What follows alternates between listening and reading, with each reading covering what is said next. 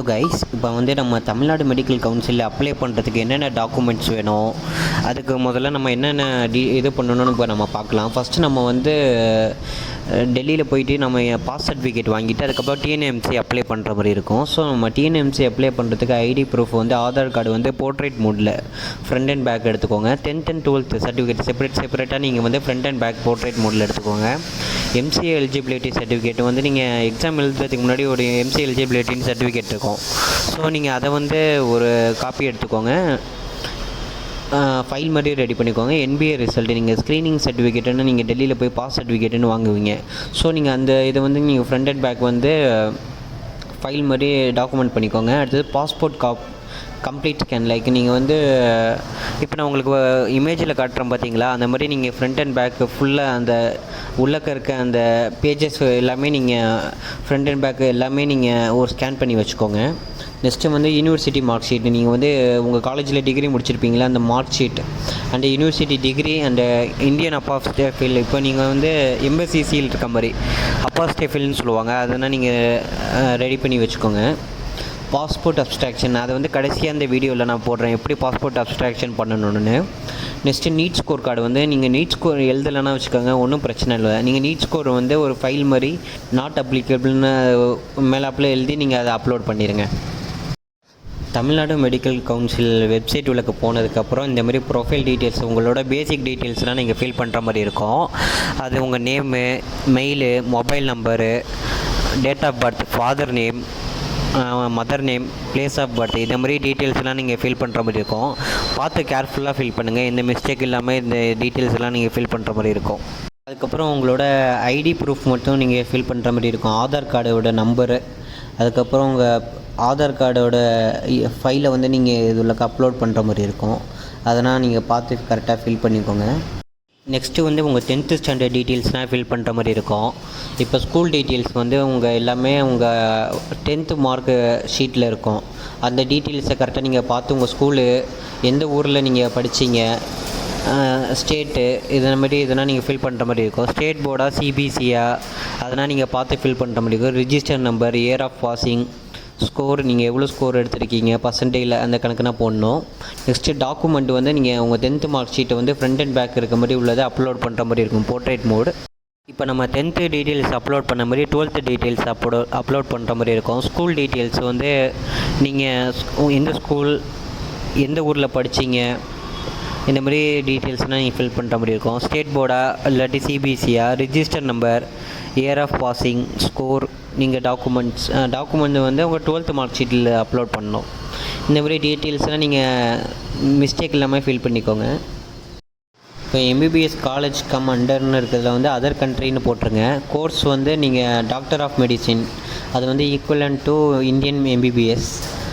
அதுக்கப்புறம் college name, நீங்கள் எந்த கண்ட்ரியில் படித்தீங்களோ அந்த இது, university, MBBS date of joining, இப்போ வந்து நீங்கள் எம்டி ஜாயினிங் பண்ணியிருப்பீங்க பார்த்தீங்களா, அந்த டேட்டை தான் போடணும்.